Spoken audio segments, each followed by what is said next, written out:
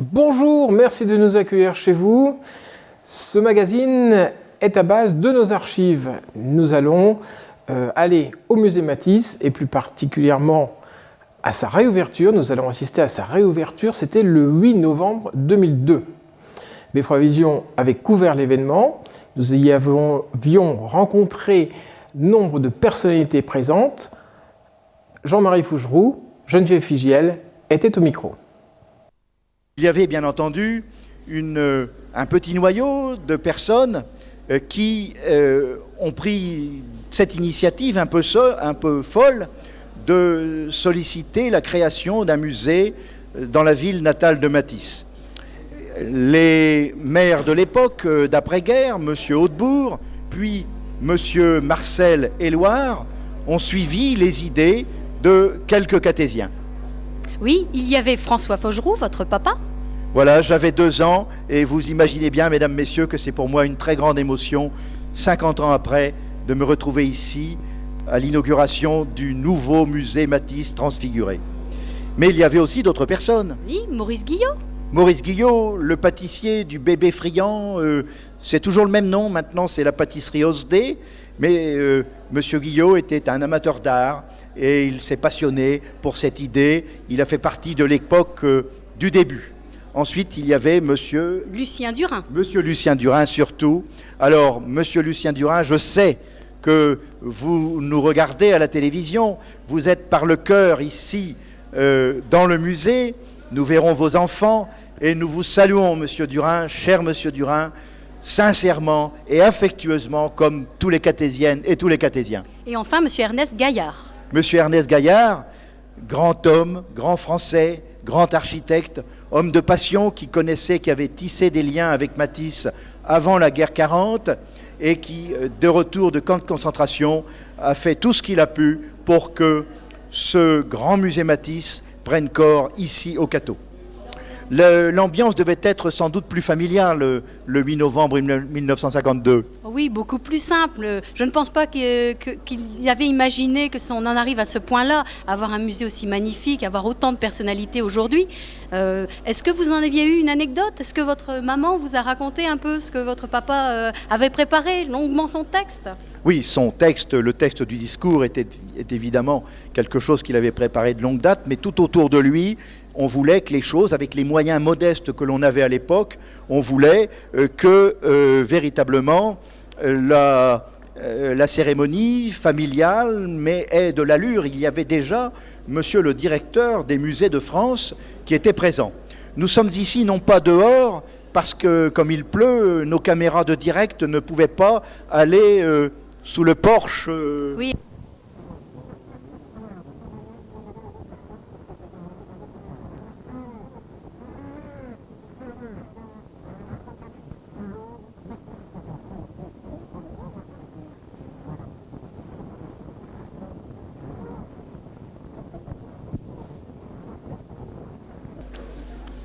Donc vous voyez monsieur Bernard de Rosier, président du Conseil général du Nord, madame Durieux, madame Alice Thériade, vous voyez monsieur Raoult, vice-président du Conseil général du Nord, monsieur Roland Grimaldi, monsieur Christian Bataille,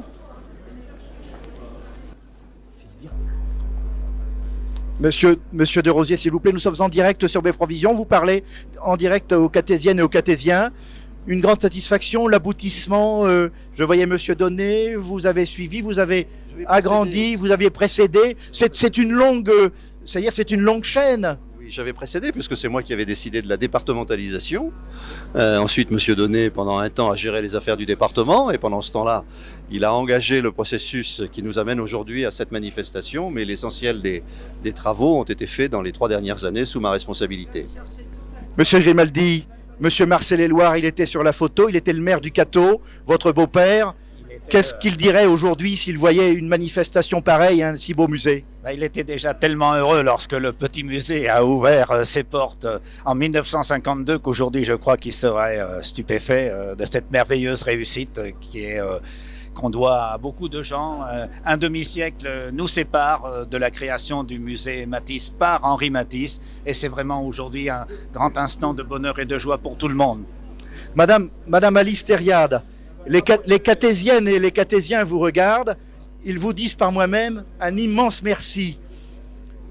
Vous pouvez vous adresser à eux, chacun des Cathésiens et Cathésiennes qui sont en direct grâce au réseau câblé, vous écoutent et sont ravis de votre présence, qui témoigne de votre volonté de faire de belles choses pour ce musée. Vous venez de faire la visite avec Madame Simusiak. Que pensez-vous de l'accrochage des œuvres de la collection que vous avez assemblées avec votre mari? Écoutez, je suis éblouie. Je pensais que ce serait bien, je faisais confiance à Madame Simusiak et à son équipe, mais j'étais éblouie. Vraiment, l'architecture du musée, l'accrochage, c'est merveilleux. Pour moi, c'est une journée magnifique pour moi. Et si vous me dites merci, je dis merci à tous, en commençant par Madame Simusiak et tous ceux qui ont travaillé pour ce musée. C'est merveilleux. Et ce sera un des plus beaux musées du monde. Merci beaucoup, madame. Vous nous faites un grand plaisir. Monsieur Mauroy, je vais vous rappeler un petit souvenir. Vous étiez de la première émission de Beffroi Vision le 31 décembre 1986. Parce que quelques semaines avant, vous visitiez avec madame Mauroy le musée et j'avais visité avec vous les salles Herbin. Que de chemin parcouru. 86, mais écoutez, je me suis présenté au Conseil général en 67. Mon programme, c'était ici, le musée Matisse, deuxièmement, le marché aux bestiaux. J'ai eu beaucoup plus de succès avec le marché aux bestiaux qu'avec le musée Matisse. Mais je me félicite que par la suite, le musée Matisse se soit imposé. Et comme Premier ministre, j'ai appuyé l'initiative reprise par la mairie du Cateau, le Conseil général du Nord. Et mon ami Roland Grimaldi était déjà là dans toutes ces aventures. Voilà, vous voyez, alors ça me fait plaisir de revenir ici au Cateau, où j'ai vécu d'ailleurs, et dans ce musée qui, paraît-il, est un très beau musée. Je vais vous faire une autre confidence ou un autre constat. Il y avait une différence entre le 8 novembre 1952 et le 8 novembre 2002. C'est que les invités parisiens, dont le directeur des musées de France, étaient arrivés au Cateau par la gare du Cateau. Nous avions un train direct avec Paris. Or, figurez-vous que j'ai appris qu'aujourd'hui, ils avaient pris le TGV pour Lille et que de Lille, on les a amenés en autobus. C'est pourtant la géographie, c'est pas la ligne directe pour venir au Cateau. Le TGV au Cateau, quoi. J'en attendais pas moins de vous, monsieur. Voilà, ouais. Exactement, oui. En tout cas, merci. Madame Mauroy, vous avez été élue du Cateau, vous parlez aux Cathésiennes et aux Cathésiens. Avez-vous un petit message ou un petit bonjour simplement à leur dire? Bien, écoutez, comment dirais-je, l'aventure du musée du Cateau a commencé alors que j'étais conseillère municipale auprès de Roland Grimaldi, qui était maire à l'époque. Et je suis très heureuse de voir que cette réalisation a pris forme et de plus s'est amplifiée pour donner maintenant un aboutissement magnifique. Bien, madame, nous allons vous laisser visiter les salles, c'est quand même le plus important. Et nous vous remercions de ces aimables propos à l'attention des Cathésiennes et des Cathésiens. C'est toujours comme ça, madame Grimaldi, ces grandes manifestations, ces expositions. Finalement, on ne voit pas grand-chose, il vaut mieux revenir le lendemain ou le surlendemain. Entendu. C'est la cerise sur le gâteau et on attend vraiment l'événement, on l'a attendu et il est là, mais la visite se fait à un autre moment, à tête reposée, lentement, pour apprécier. Le Cateau, madame Grimaldi, est un peu le centre de la vie culturelle française, sur les grandes radios nationales, sur France Culture, etc. On ne parle que du Cateau. On ne peut plus parler du Cateau sans Matisse et de Matisse sans parler du Cateau. Quelle aventure! Oui, j'ai même entendu cet après-midi une interview de Madame Simusiak sur Europe 1. Oui, le Cateau est partout sur les ondes et dans les images de la télé. Madame, puis-je me permettre de vous demander de nous expliquer un peu l'ambiance de la maison, ce que pensait Monsieur Marcel Éluard, votre père, le maire du Cateau? C'était quand même l'après-guerre, il y avait beaucoup de difficultés en 1952, mais il y avait quand même une ouverture vers les choses de l'esprit, vers une vie culturelle. Oui, c'est vrai qu'à l'époque, vers les années 50, le Cateau sortait à peine de la guerre et tout était à construire et la vie était assez difficile. Et mon père était jeune maire du Cateau à l'époque et il a eu cette espèce d'intuition avec des amis qui partageaient les mêmes élans que lui. Et il a eu cette intuition qu'il fallait absolument que Matisse soit présent dans la ville où il est né. Le conseil municipal, finalement, donnait le salon d'honneur de l'hôtel de ville, comme disait M. Bruno Wouters, ce que l'on avait de plus beau. Oui, ce qu'on avait de plus beau et le cœur de l'hôtel de ville. Et les moyens financiers étaient tellement minimes que je crois ça a été c'est Matisse lui-même d'ailleurs qui a placé les œuvres dans cette salle. Et je crois que ça a été le premier pas. Et il n'y aurait pas eu ce premier pas de fait, il n'y aurait pas aujourd'hui cette magnifique inauguration. Merci madame, nous en reparlerons. À mes côtés, Daniel Durin, Jean-Paul Durin, les enfants de Lucien Durin, que nous avons salués affectueusement. Jean-Paul, bonsoir, tu es venu de Bretagne. Nous savons que ton père nous regarde.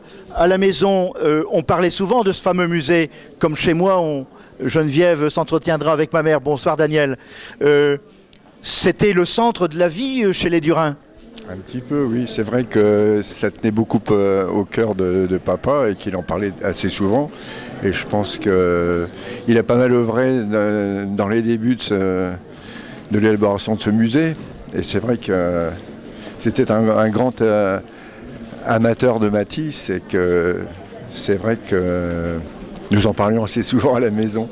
Oui, eh bien nous le saluons très affectueusement et très sincèrement. Geneviève, à toi.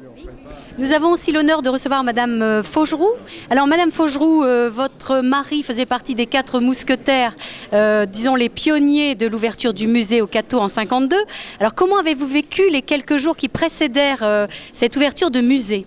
Mais vous savez, depuis longtemps, mon mari aimait la peinture. Et quand il est arrivé au Cateau en 1947, il a trouvé des amis comme Monsieur Durin.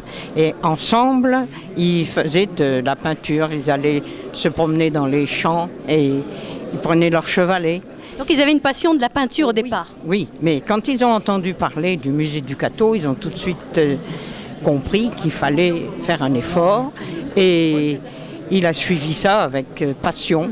En fait, il voulait faire une vie culturelle au Cateau. Oui, oui, certainement. Et il aimait. Faisait partie aussi du ciné-club. Il allait aux réunions pour la musique, mais c'est surtout la peinture. C'était un peintre. Et c'était un homme discret. Comment est-ce qu'il a préparé son texte ? Oh, tranquillement, dans son bureau, entre 2 jugements. Il aimait. Et il était très cultivé, par conséquent pour lui, il n'y avait pas tellement de difficultés. Merci. Il a été très satisfait après. Oui, il a apprécié énormément l'ouverture. Oui, il aimait beaucoup le musée, mais au départ, il le voyait un peu petit. Alors maintenant, je crois qu'il serait émerveillé de voir ce qu'il est devenu. Pensez-vous qu'il aurait pu imaginer à ce point ? Je ne pense pas. C'était tellement extraordinaire ce qui est arrivé que vraiment... Et Matisse, on leur en était reconnaissant ? Ça, je ne sais pas. Je pense, oui. Il voulait avoir ce musée ici, certainement. Merci, madame. Merci, Geneviève. Je vais dire merci, maman. À mes côtés, j'ai ici une des personnes qui a beaucoup œuvré. Madame était dans l'équipe des architectes. Alors, elle a suivi le chantier. C'est grâce à elle un petit peu qu'on est ici. On parlait... de la transfiguration de cette bâtisse du début du XVIIIe siècle, remaniée, etc. Travailler dans un palais épiscopal, quand on vient de Nancy, c'est tout un programme. C'est tout un programme, oui. Mais encore une fois, vous avez tout dit, comme la dernière fois, donc c'est parfait, il n'y a rien à ajouter. Mais quel souvenir, maintenant pour vous, votre travail est terminé, on peut dire. Quel souvenir garderez-vous de votre passage au Cateau avec tous les toutes les personnes qui ont travaillé, qui ont pelleté, qui ont fait couler le ciment, etc. Vous veniez régulièrement au Cateau, ça va vous rester dans votre vie professionnelle. On n'oublie pas ça, un musée. Toutes les semaines, oui. Pendant 2 ans, j'étais un peu cartésienne, oui. Et je garderai un souvenir d'énormément de travail, un travail d'équipe formidable, et puis d'une magnifique aventure. Voilà. Bien. Alors, puis c'est peut-être pas fini. Pour l'instant, on va dire que Il y a une pause là. c'est terminé, oui. Parce Voilà. que maintenant, on devient gourmand, on pense toujours à autre chose. Vous savez qu'il y a le marché couvert, etc. Vous n'aviez pas de projet pour le marché couvert? Mais je sais qu'il y a des belles idées qui courent au Cateau. Mais quant à nous, effectivement, notre travail est terminé. Bon, vous me dites que vous attendez les ordres, mais il n'est pas interdit à un architecte de rêver et d'avoir de belles idées aussi. Bien sûr. Mais c'est un petit peu à vous, justement, d'insuffler tout ça. Ben, nous y penserons, chère madame. Geneviève, il y a beaucoup de monde ici. Qu'est-ce qu'on peut dire? On voit l'engouement. Le Cateau est pas seulement le centre du Cambrésis, il y a des gens qui viennent de partout. Le TGV spécial était rempli. Comme catésiens et catésiennes, madame, monsieur, on peut dire que le Cateau est un peu le centre de la France. On a déplacé la géographie de notre pays. Oui, c'est un nouveau départ pour le Cateau. Je crois que les Catésiens s'en rendent compte aujourd'hui en voyant le monde qui arrive pour visiter les œuvres de Matisse et d'Herbin. Et il faut que ça continue. Madame Grenier, si l'on disait un petit bonjour aux pensionnaires qui nous regardent de la maison de retraite. Oui, un petit bonjour aux pensionnaires et pour tous ceux qui pourront venir visiter ce superbe musée, bien sûr, on va organiser une sortie très prochainement. Et puis très fière d'être catésienne, une vraie catésienne, fière de son musée et de sa ville. Eh bien, merci de ces belles paroles. Ajoutons que le musée est ouvert aux personnes qui ne peuvent pas se déplacer facilement, puisqu'il y a des sièges exprès, des chaises roulantes pour les personnes. Il y a l'accessibilité, il y a 3 ascenseurs. Voilà, pour les personnes à mobilité réduite, ça il faut le savoir. Bien, si l'on demandait à ces messieurs, dames, par exemple, madame, puis-je me permettre de vous demander d'où vous venez, s'il vous plaît? Vous n'êtes pas catésienne, je ne le pense pas. Donc je suis fourmisienne, je suis chargée de la culture à la ville de Fourmies et je viens justement avec tous mes yeux et toutes mes oreilles regarder ce qui se passe justement aujourd'hui à l'ouverture donc de ce musée et pour le transmettre à tous les fourmisiens, qu'ils soient jeunes et moins jeunes, et leur montrer que dans le sud du département, nous avons un musée extraordinaire et à découvrir. Puis alors un beau circuit, l'écomusée de Fourmies, le musée du verre à Sarpoterie, le musée de Maubeuge qui va peut-être se relancer, un musée où il y a de l'art moderne pas mal du tout, le musée du Cateau, le musée de Cambrai, je voyais monsieur Roquette tout à l'heure, le musée de Valenciennes. Oui. En ce moment, il y a une exposition qui relie Rencontre Carpeaux. Rencontre Carpeaux. Finalement, il n'y a pas que l'île Roubaix-Tourcoing dans le Nord. Tout à fait. Dans le sud du département, il y a des choses extraordinaires à découvrir. Et c'est à nous, justement, à faire découvrir à toute la France et hors frontières. Madame, monsieur, soyez persuadés que vous habitez un beau pays. Voyez-vous, Ernest Gaillard, ce grand homme, ce grand Cambrésien, faisait de la décentralisation culturelle son objectif. Il était, même avant-guerre, un des pionniers du musée de Cambrai, où il y avait de grandes expositions avec des œuvres de Fernand Léger, des grands maîtres de l'époque, qui sont actuellement visibles dans l'exposition Thériade. Nous avons une magnifique revue que nous vous présentons, un tiré spécial du magazine célèbre L'Œil. Il y a de très belles reproductions, donc c'est un ouvrage consacré particulièrement au musée Matisse. Nous avons d'Herbin une peinture, là voilà le Matisse, mais nous avons Maman Rose, on va vous montrer Maman Rose d'Herbin. Tous les tableaux d'Herbin ont été réencadrés. Regardez cette magnifique reproduction assez cubiste, vous le savez, on voit le caractère massif et très bien dans sa peau et sur ses pieds qui fait son ouvrage.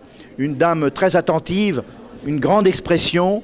Herbin a vraiment trouvé de quoi rendre sa mère très expressive. On voit la personne rien qu'en regardant cette œuvre. Bien, à nos côtés, monsieur Tomasini, vous l'avez vu lors du chantier, nous étions dans la boue, nous étions dans des baraquements qu'on appelle porte-à-cabine. C'est la consécration, monsieur, pour les gens de votre entreprise.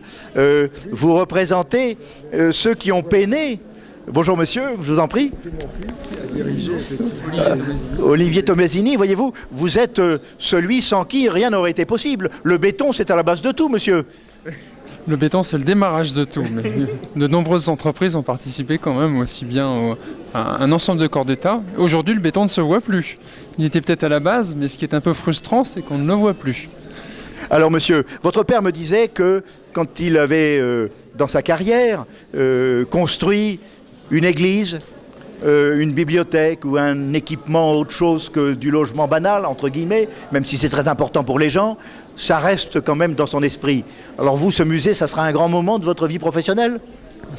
C'est très agréable pour des gens qui travaillent dans la construction de pouvoir montrer un tel bâtiment à ses confrères, à ses amis, de montrer qu'il est connu. C'est beaucoup plus agréable effectivement que de construire peut-être des bâtiments industriels. Nous avons eu la chance déjà de construire d'autres musées, le musée de Bavay notamment. Celui-ci va devenir une référence que nous aurons plaisir à mettre dans nos plaquettes, de montrer à nos clients effectivement. Alors, Monsieur Tomasini, vous avez suivi bien entendu les instructions et les ordres et les plans des architectes, mais votre idée personnelle, cette fameuse barrette, ce mur rouge dans la cour, au début les gens se disaient « Mon Dieu, qu'est-ce que ça va être ?» Je crois que tout le monde est conquis maintenant. Est-ce que vous aviez une certaine réticence, monsieur ? Pas du tout. On n'avait pas de réticence parce que quand on nous pousse un peu dans nos retranchements, on sait qu'on va faire quelque chose de bien. Et M. Baudouin nous a poussé dans nos retranchements pour faire effectivement ces murs. Vous aurez remarqué d'ailleurs que les joints sont de la même couleur que la brique. Et ça a suffisamment intéressé le Conseil général pour que dans la plaquette, ce soit le mur qui soit mis en évidence. Bon, alors, les joints, ils ont été bien faits. Oui, et le mur aussi. Les maçons de l'entreprise sont très fiers de pouvoir montrer cet ouvrage, parce qu'à la base, nous sommes une entreprise de maçonnerie historiquement. Voilà, donc ils peuvent être fiers de dire « j'ai contribué ». Quand on en parle en famille, ils disent « j'ai travaillé au musée ». Et c'est la fierté des compagnons, comme on dit. Oui, tout à fait, oui. Eh bien, félicitations à tous les membres de votre entreprise. Merci, messieurs. Et merci aux amis du musée. Merci. Geneviève, tu vas t'entretenir avec Mademoiselle Barra, des amis du musée. Oui. Mademoiselle Barra. Superbe réalisation, et puis c'est une chance considérable pour le Cateau. Oui. Vous réalisez, vous, en tant que cartésienne, ce que ça va donner au musée ? C'est ce que j'ai toujours dit. Pour moi, c'est une bouée de sauvetage pour le Cateau et il faut vraiment y croire. Que les Catésiens y croient à 100%. Et est-ce que vous pensez que les gens vont voir les œuvres différemment avec cette lumière, cet appel de lumière comme ça, zénitale ou frontale ? Je pense, oui, je pense. Oui. On revoit les œuvres différemment. Et il faut se tourner vers l'art. Oui, absolument. Monsieur. Eh bien, Geneviève, j'ai le plaisir de présenter aux téléspectateurs du Cateau la conservatrice du musée Henri Matisse de Nice. Bonsoir, madame. Bonsoir, monsieur. Alors, vous êtes une amie indéfectible de Dominique Simusiak. Absolument. Et vous savez, quand on a vu dans les rues de Nice et devant le musée Henri Matisse sur les hauteurs de Cimiez à Nice, les chefs-d'œuvre du musée du Cateau, bien entendu, nous nous sommes tous fait photographier sous ce calicot magnifique. Alors, l'exposition des œuvres du Cateau, ça a été une belle époque à Nice. Très belle, et c'est grâce à notre souhait de collaboration.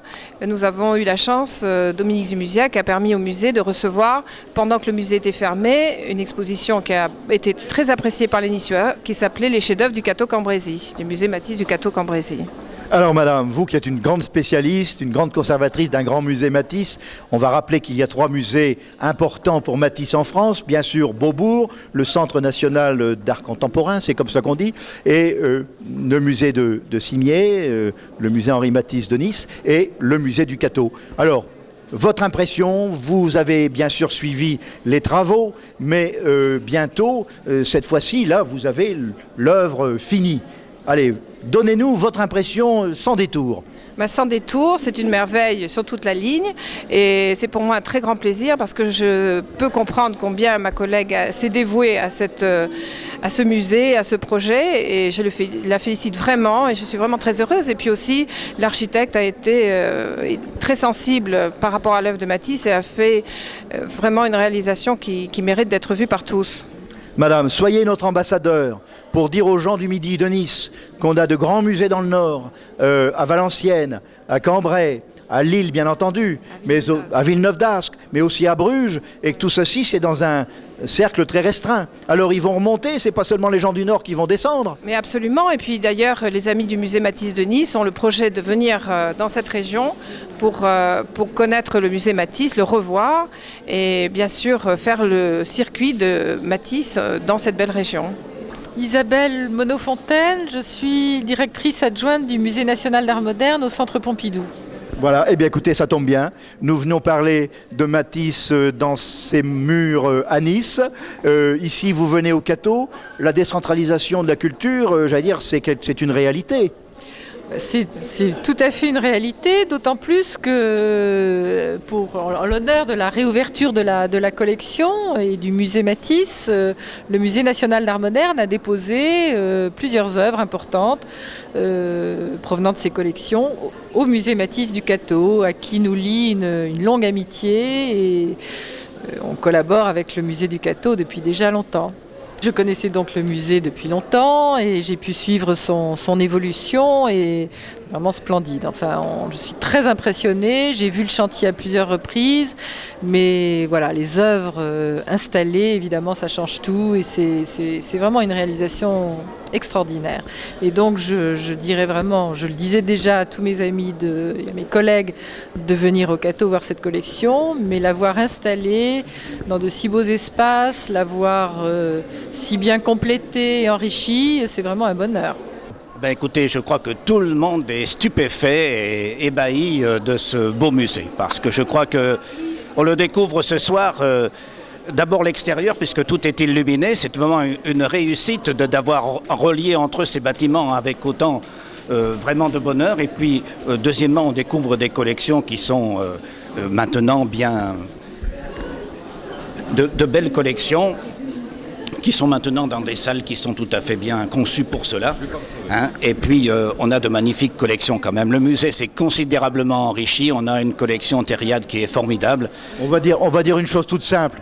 Monsieur Grimaldi, monsieur le conseiller général, on est fiers d'être catésiens aujourd'hui. Ah ben je pense que le Cateau, la ville du Cateau doit être fière d'avoir un si beau musée qui est de renom international maintenant, dans de belles dimensions. C'est vraiment quelque chose d'inoubliable et je crois qu'on a le droit d'être fiers d'avoir un si beau musée. Aussi d'être fiers d'être reconnus parce que quand même l'État, la région, le département et l'Europe ont contribué financièrement à la création de ce superbe musée. Vous êtes l'interprète de la famille Matisse pour nous donner un petit message à cette occasion.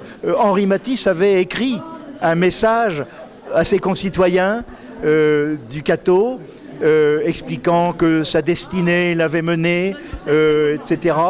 Aujourd'hui, 50 ans après, jour pour jour, c'est une grande émotion finalement. En tout cas, il est revenu au pays et il y a ramené le peu de soleil que nous y trouvons aujourd'hui.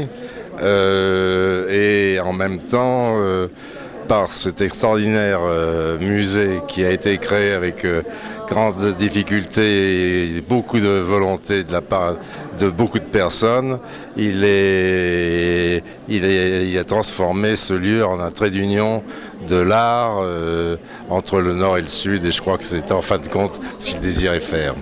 Merci infiniment, monsieur, et merci de votre venue et de votre soutien au musée Matisse du Cateau. Merci, monsieur. Un essai, ceci est un essai. 5, 4.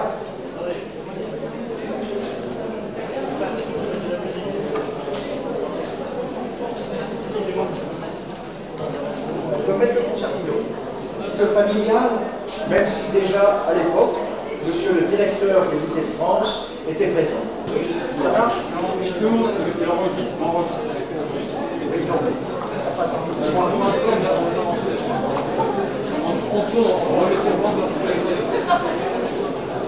On est sur le réseau.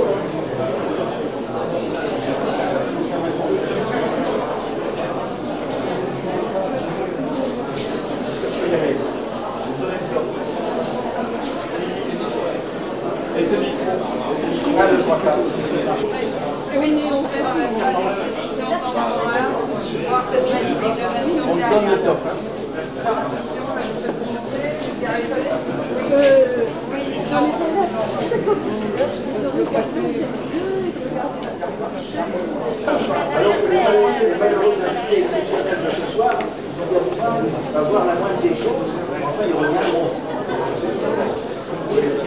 Nous saluons très affectueusement et très sincèrement.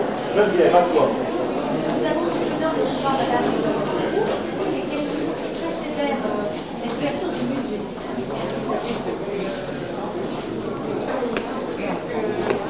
Mélissa, regarde dans la petite classe, il y a une... Il y a c'était des œuvres de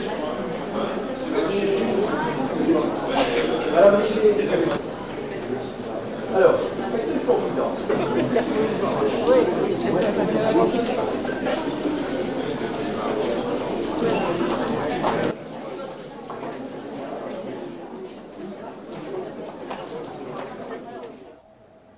Merci de nous avoir suivis.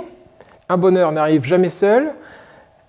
La semaine prochaine, nous vous proposerons un autre magazine à base de nos archives, toujours consacré à la réouverture du musée, mais cette fois-ci le 9 novembre 2002, et nous vous donnerons la parole.